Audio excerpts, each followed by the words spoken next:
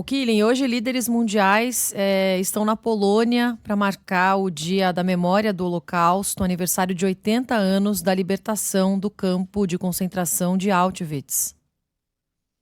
Exato, foi em 27 de janeiro que tropas soviéticas chegaram ao campo de refugiados de Auschwitz e encontraram lá 7.000 pessoas desnutridas à beira da morte que foram deixadas para trás por soldados nazistas, que obrigaram quase 60.000 pessoas a marcharem para uma outra área, porque eles não queriam deixar rastros dessa coisa horrível que fizeram. Só em Auschwitz, mais de 1 milhão de pessoas morreram. O Holocausto foi responsável pela morte de mais de 6 milhões de judeus.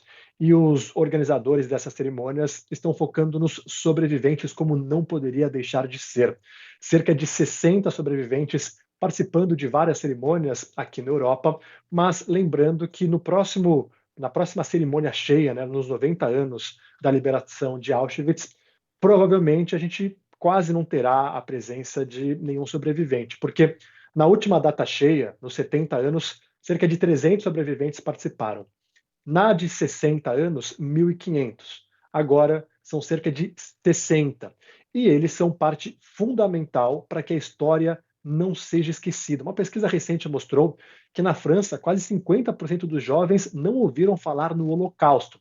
E esse é um debate que tem acontecido muito num momento bastante sensível aqui na Europa, em que você vê o aumento do antissemitismo e também da islamofobia, o ódio contra minorias. O Holocausto não começou com essas câmeras de gás. Começou com a piadinha maliciosa, começou com o discurso de ódio e foi escalando até chegar aonde chegou. E é claro que é muito importante a gente falar sobre a história para que ela não se repita. Mas, claro, além dos sobreviventes, há a presença de líderes mundiais, o chanceler da Alemanha, Olaf Scholz, falando que a Alemanha tem o dever de falar sobre o Holocausto para que isso não se repita. O presidente da França, Emmanuel Macron, o rei da Inglaterra, o Charles III, também participando dessas cerimônias numa data bastante emblemática, sobretudo para esses sobreviventes voltando ao campo de refugiados de Auschwitz. Imagino que deve ser uma viagem a um pesadelo sem fim para eles. Quem foi conta que sente uma energia muito particular. Acho que a Sheila foi para Auschwitz e nos contou, enfim, o que ela sentiu, e os relatos são, claro, únicos, mas sempre muito parecidos. O exército soviético, né, que ele não esperava encontrar campos de concentração, eles estavam lá, retomando a União Soviética e a Europa dos nazistas, e foram encontrando esses campos pelo caminho, para grande surpresa e para grande horror daqueles militares. Se alguém tiver interessado, porque a gente vive uma época agora em que já se passaram algumas gerações desde Auschwitz. Eu creio que já não há mais sobreviventes dos campos de 60. concentração. 60, Killing, 60 ao estão todo? participando das cerimônias. Há 60, então outros tem. que, por questão de mobilidade, não puderam ir, mas nos 70 anos foram 300. Nos 60 anos, 1.500. Então, nos 90 anos, a próxima data cheia, talvez a gente não tenha mais sobrevivente. Provavelmente. E a memória vai se apagando, né? Você não tem mais o relato direto. O seu pai, o seu avô. O bisavô é muito distante, são poucas as pessoas que conhecem o bisavô, então a gente não tem um relato direto, não terá, a partir de agora, um relato direto das pessoas que de fato estiveram naquele local. E para isso contamos com os livros.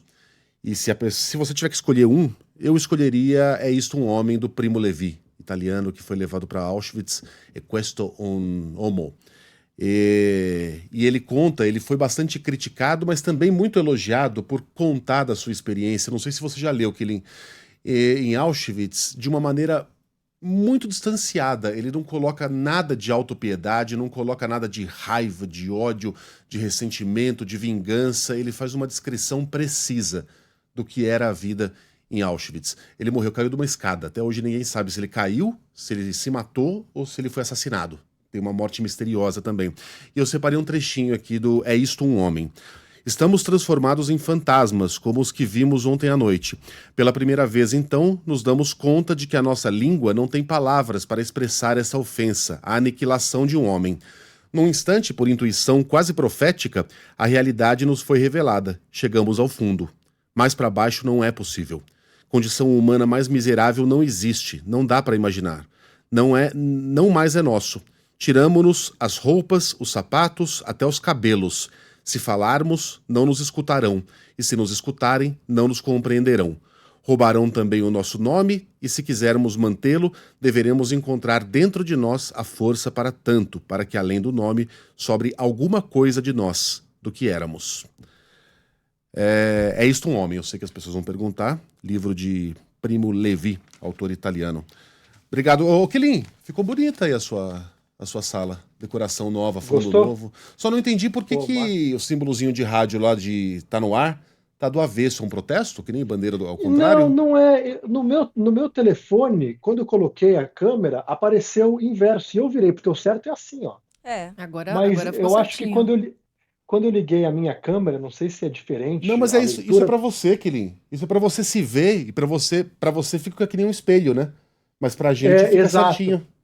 exato. Ainda bem que você falou. Agora tá aí Achei que era um minha coleção. protesto. Inclusive, falando de um livro, protesto, tem um né? que eu gosto muito, que é O Menino do Pijama Listrado, que é um clássico também, Também. que fala sobre essa crise, essa coisa horrível. Esse virou filme, mas o livro é muito bom também. Valeu, Quilin. Valeu, até mais.